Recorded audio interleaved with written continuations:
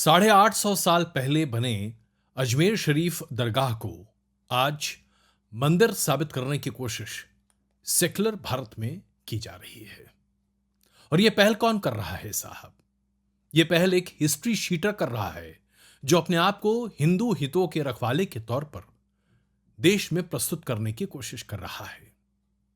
क्या आज हिंदू समाज इतना बेसुध हो चुका है कि एक उपद्रवी को हिंदू रक्षक के तौर पर मानने को तैयार है? जिस देश में 900 से ज्यादा ऐसे स्थल हैं जहां पर मंदिरों के अवशेष के जरिए 500 साल के इस्लामिक शासनकाल के दौरान मस्जिदें बनवाई गईं, उस भारत में, उस आजाद भारत में क्या हर मस्जिद को खो देगा हिंदुस्तान?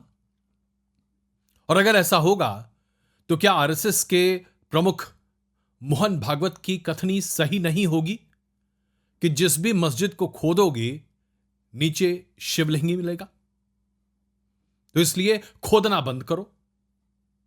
सवाल है, क्या सुप्रीम कोर्ट में ज्ञानवापी मस्जिद पर सुनवाई के दौरान एक जज, पूर्व chief justice of India DY Chandrachud की एक महज टिप्पणी के आधार पर निचली अदालतें संसद में पारित 1991 के कानून को ताक पर रखकर धार्मिक स्थलों के मौजूदा हालात के परिवर्तन पर याचिकाओं को सुन सकती है और उसका अधिकार उसे मिल जाता है?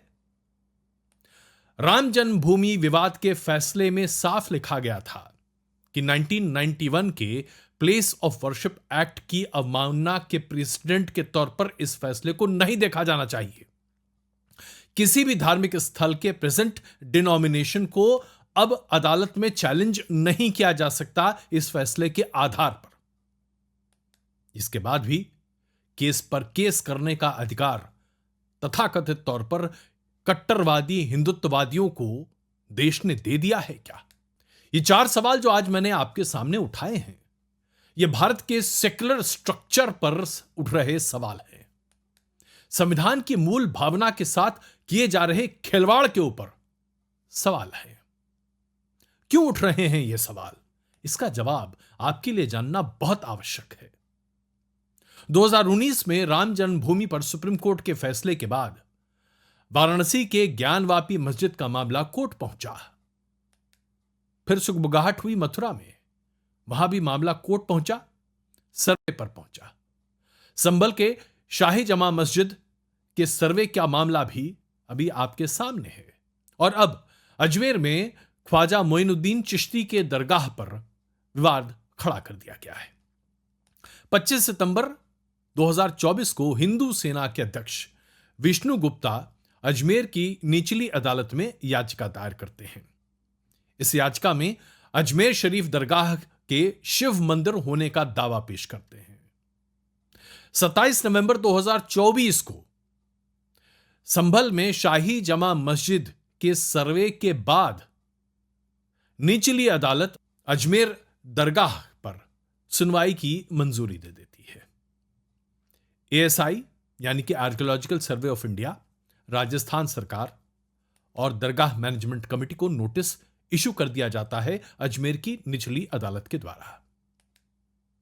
और यह किस आधार पर है? आधार यह है कि विष्णु गुप्ता जी दावा करते हैं कि उन्होंने 2 साल की रिसर्च की है।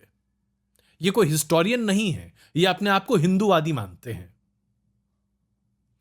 उन्होंने कहा है कि वो दरगाह पहुंचे और वहां पर जो तथ्य उन्हें सामने मिले, इसके साथ साथ 1911 के आसपास लिखी गई किताब अजमेर हिस्टोरिकल एंड डिस्क्रिप्टिव के कुछ अंशों का हवाला दिया और फिर आम लोगों की जनभावना और मान्यता के आधार पर 38 पेज की एक याचिका दाखिल कर दी। सबसे पहले यह पहल कांग्रेस के शासनकाल के दौरान 2022 में अशोक गहलोत की सरकार के समय की गई थी कि दरगाह को मंदिर घोषित किया जाए। कांग्रेस की सरकार ने इसे दरकिनार कर दिया था, इस पर कोई स्पष्ट राय सामने नहीं रखी थी। तो ये विष्णु गुप्ता साहब हैं कौन? 38 साल के विष्णु गुप्ता साहब उत्तर प्रदेश में पैदा हुए थे। ये मूलतः अजमेरी नहीं है। उग्र हिंदुवाद इनकी पॉलिटिकल सोशल फिलॉसफी है। कॉलेज में ये शिवसेना की यूथ विंग से जुड़े हुए थे। 2008 में वीएचपी के आक्रामक संगठन बजरंग दल में शामिल हो गए। 2011 में जब ये 25 साल के थे जनाब, तो इन्होंने हिंदू सेना बना डाली। अब इनके कार्यकलाप पर एक नजर डाल लीजिए और आप खुद ही तय कीजिएगा कि जो मैं आपत्ति इनके ऊपर कर रहा हूं वो क्यों कर रहा हूं। इसी साल के जनवरी 2024 में दिल्ली में बाबर रोड पर लगे साइन बोर्ड पर अयोध्या मार्ग का स्टिकर चिपवाकर फोटो खिंचवाई जनाब ने। यह इनका कांड है। जून 2023 में फिल्म जब रिलीज हुई थी आदि पुरुष, तो उसके खिलाफ दिल्ली हाईकोर्ट में रिट याचिका दाखिल की थी। याचिका में आदि पुरुष पर बैन लगाने की मांग की गई थी। हालांकि इनकी याचिका पर कुछ हुआ नहीं। मई 2019 में एक्टर और नेता कमल हासन के खिलाफ दिल्ली के पटियाला हाईकोर्ट में शिकायत दर्ज कराई थी, क्योंकि हासन ने नाथूराम गोडसे को हिंदू आतंकवादी कहा था। मई 2016 में अमेरिका के राष्ट्रपति डोनाल्ड ट्रंप चुनाव जीत सकें, इसके लिए जनाब ने हवन करवाया था। और जनवरी 2016 में नई दिल्ली में पाकिस्तान इंटरनेशनल एयरलाइंस के कार्यालय में तोड़फोड़ की थी, जिसके बाद इनकी पुलिस ने गिरफ्तारी की थी। 2014 जनवरी में हिंदू सेना की एक बड़ी भीड़ लेकर गाजियाबाद में आम आदमी पार्टी के कार्यालय पर तोड़फोड़ की थी, क्योंकि उस वक्त श्रीनगर को लेकर आम आदमी पार्टी के एक नेता ने कुछ बयान जारी कर दिया था। तो ये हैं विष्णु गुप्ता जी। क्या आपको लगता है कि ये जनाब हिंदू हितों के रखवाले बन सकते हैं? क्या आज इतने बुरे दिन आ गए हैं भारत में हिंदुओं के कि ऐसे लोग जो कि कानून को अपने हाथ में लेकर हर तरह की छपास के लिए जी जान लगाए रहते हैं, जिनके बारे में सड़क छाप गुंडा शब्द इस्तेमाल करना आम लोग पसंद करेंगे, क्या ऐसे लोगों को जो सस्ती लोकप्रियता के लिए कुछ भी कर सकते हैं हिंदू हितों के रखवाले के तौर पर देखा जा सकता है? और क्या इनकी याचिका राष्ट्रीय बहस का मुद्दा हो सकती है? यह सोचने वाली बात है साहब। अब आइए मैं उस पहलू पर आता हूं जहां हमारी जुडिशरी और हमारे चीफ जस्टिस, पूर्व चीफ जस्टिस की बातें खड़ी होती हैं। और यह बहुत ही संजीदगी के साथ बात प्रस्तुत करना चाहता हूं, क्योंकि हम यहां पर एक जज के विवेक पर सवाल उठा रहे हैं। जब राम जन्मभूमि का फैसला सामने आया था, तो उस वक्त उस बेंच में जस्टिस डीवाई चंद्रचूड़ भी शामिल थे। सबसे पहले आपके लिए जानना जरूरी है कि the places of worship act 1991 क्या है, तभी मैं इसे लिंक करूंगा 2019 के राम जन्मभूमि पर सुप्रीम कोर्ट के फैसले से। यह कानून संसद के द्वारा 1991 में नरसिंह राव सरकार के दौरान पारित किया गया था, जब राम जन्मभूमि को लेकर जो आंदोलन है वो अपने चरम पर था और ऐसा लग रहा था कि अयोध्या में कुछ बड़ा विध्वंस हो सकता है। यह कानून 6 दिसंबर 1992 से पहले ही इन्फोर्स किया जा चुका था, सिर्फ पारित नहीं हुआ था, इन्फोर्स किया जा चुका था। इसका एक्ट क्या कहता है मैं आपके सामने रखता हूं। The act states that the nature of all places of worship except Ram Janmabhoomi Babri Masjid in Ayodhya shall be maintained as it was on August 15th, 1947। जितने भी धार्मिक स्थल हैं उन्हें उसी तरीके से रखा जाएगा जैसा वो 15 अगस्त 1947 के पहले थे, अयोध्या बाबरी मस्जिद विवाद को छोड़कर। और इस मामले पर किसी भी कोर्ट में किसी भी धार्मिक स्थल के नेचर के परिवर्तन करने पर कोई याचिका एंटरटेन नहीं की जाएगी। इस एक्ट का सेक्शन 3 कहता है that there is a bar on conversion in part or full of a place of worship of any religious denomination into a place of worship of a different religious denomination।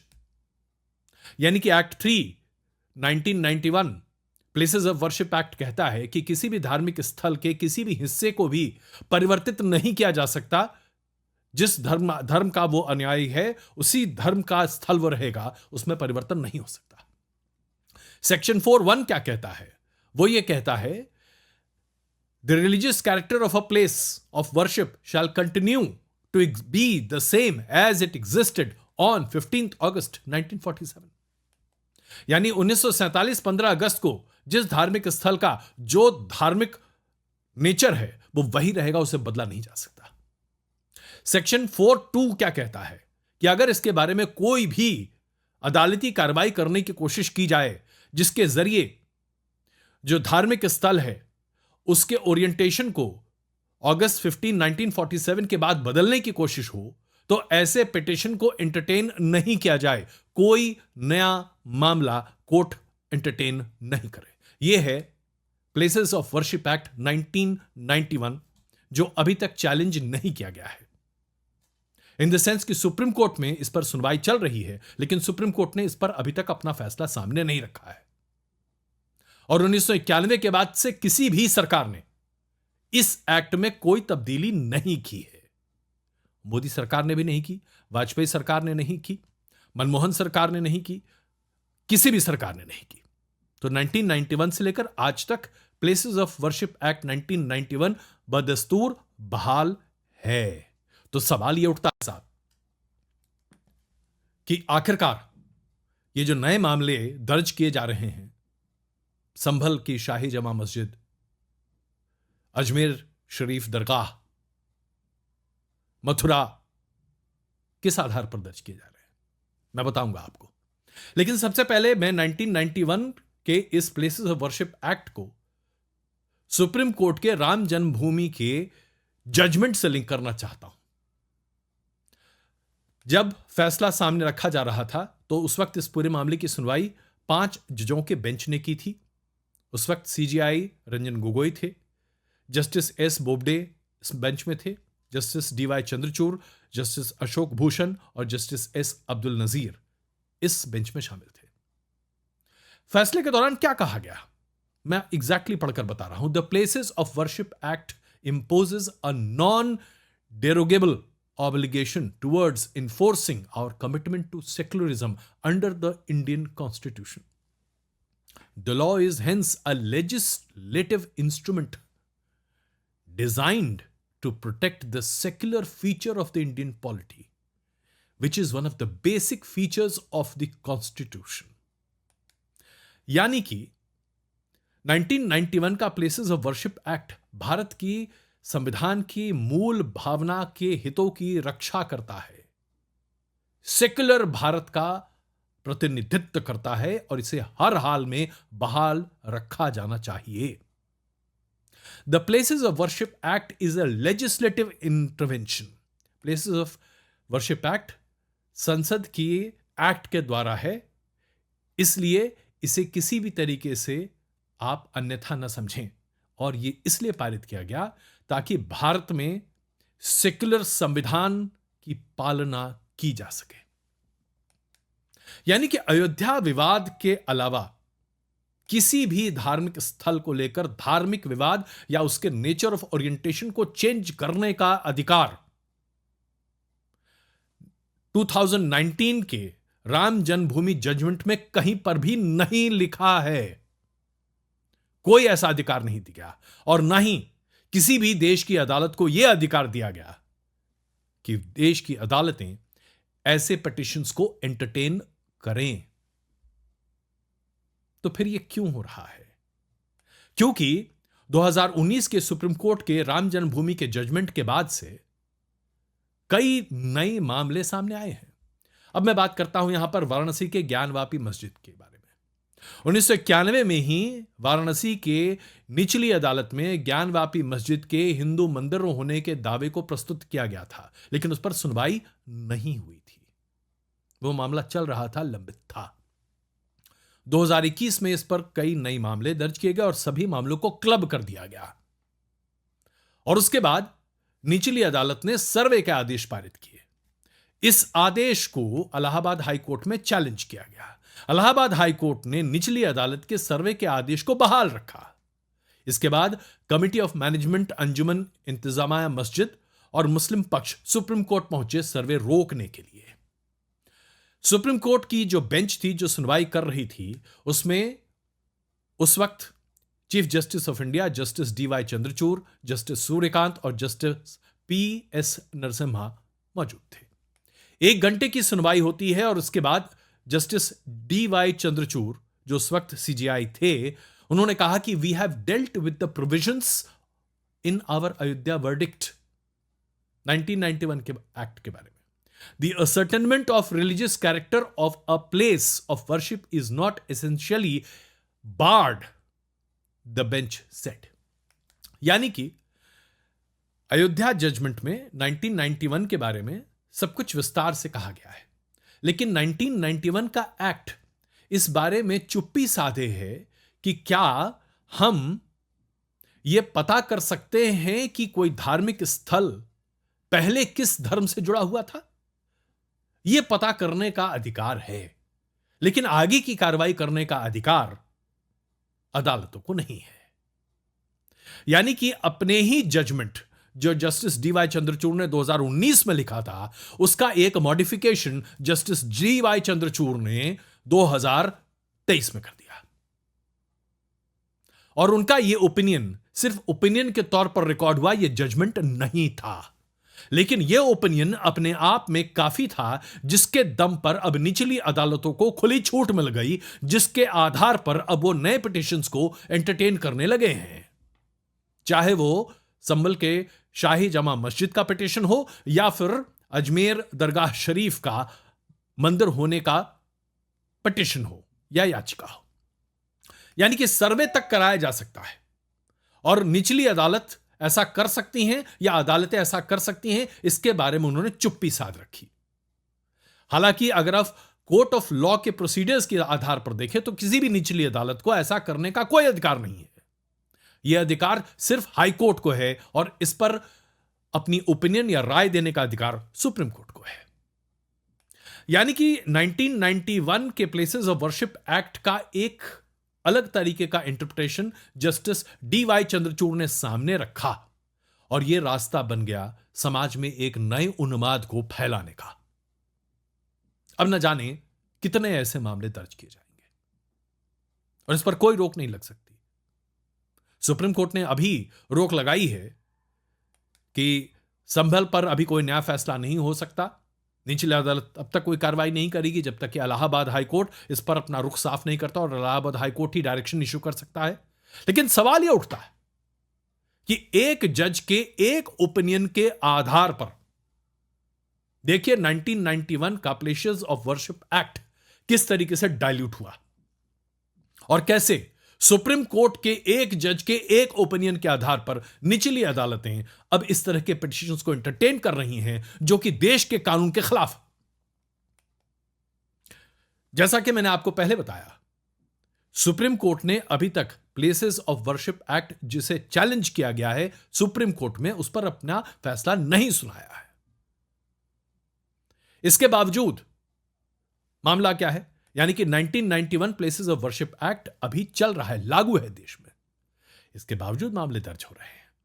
तो अब मैं उस जज के विवेक पर, सूझबूझ पर, समझ पर सवाल उठाऊंगा जिनके एक इंटरप्रिटेशन से आज देश में फसाद की जड़ें रखी जा रही हैं, नींव रखी जा रही है हिंसा की। सवाल यह उठेगा साहब कि क्या है जस्टिस डीवाई चंद्रचूड़ अपने आप को संभल की भड़की हिंसा से परे रख पाएंगे? क्या वो ये मानेंगे कि 1991 के सेकुलर भारत की नींव रखने वाले एक्ट का जो इंटरप्रिटेशन उन्होंने कर दिया है वो दरअसल भारत के सेकुलर फैब्रिक को तोड़ फोड़कर छिन्न भिन्न नहीं कर रहा? सुप्रीम कोर्ट के जजमेंट, प्रियम्बल को लेकर सुप्रीम कोर्ट के तमाम जजमेंट्स, संविधान की मूल भावना, इन सब का उल्लंघन करता है इस तरह के नए मामले जो कि 1991 प्लेसेस ऑफ वर्शिप एक्ट के वायलेशन में दर्ज किए जा रहे हैं और जिन्हें कोर्ट स्वीकार कर रही है, जिस पर सुनवाई हो रही है। गलत है, कम से कम आज के कानून के आधार पर। कल को भारत सरकार संसद में नया कानून पारित कर 1991 प्लेसेस ऑफ वर्शिप एक्ट को बदल दे, उसे खारिज कर दे, तो फिर मामला अलग है, लेकिन अभी तो वो कानून लागू है। तो एक व्यक्ति जो कि हिंदू हितों की रक्षा करने का दम्भ रखता है, जो कि हर तरह की नाजायज गतिविधियों में लिप्त है, उसे क्या हम हिंदू रक्षक के तौर पर मानने को तैयार हैं? एक जज जिनके 2019 के फैसले और 2023 के ओपिनियन में जमीन आसमान का फर्क है, क्या उनके ओपिनियन के आधार पर 900 मस्जिदों की जमीन खोदने के लिए हम तैयार हैं और इसके मामले लेकर कोर्ट जाने को तैयार हैं? क्या इससे भारत के सेकुलर फैब्रिक को हम तोड़ नहीं रहे? जो सवाल मैं आपके सामने रख रहा हूं साहब, बहुत साफ है। सवाल यहां मंदिर या मस्जिद का नहीं है। सवाल यहां हिंदू बनाम मुसलमान नहीं है। सवाल सिर्फ एक है, देश भारत, भारत की संप्रभुता, भारत की एकता, भारत की अखंडता। क्या धर्म के नाम पर हम भारत के सेकुलर फैब्रिक को चैलेंज कर कर बंटने और बांटने के लिए तैयार हैं? सवाल यह भी है कि क्या हम उग्रवादी हिंदुत्व को सामने रखने वाले विष्णु गुप्ता जैसे लोगों को हिंदू समाज का प्रतिनिधि मानने को तैयार हैं? और सवाल यह भी है कि क्या जस्टिस डीवाई चंद्रचूड़ के एक ओपिनियन से निचली अदालतों को यह अधिकार मिल जाता है कि वो देश के कानून को ताक पर रखकर नए मामले दर्ज करें जो 1991 प्लेसेस ऑफ वर्शिप एक्ट के डायरेक्ट वायलेशन में है? इसका जवाब हम सबको मिलकर ढूंढना होगा, वरना हम जलेंगे।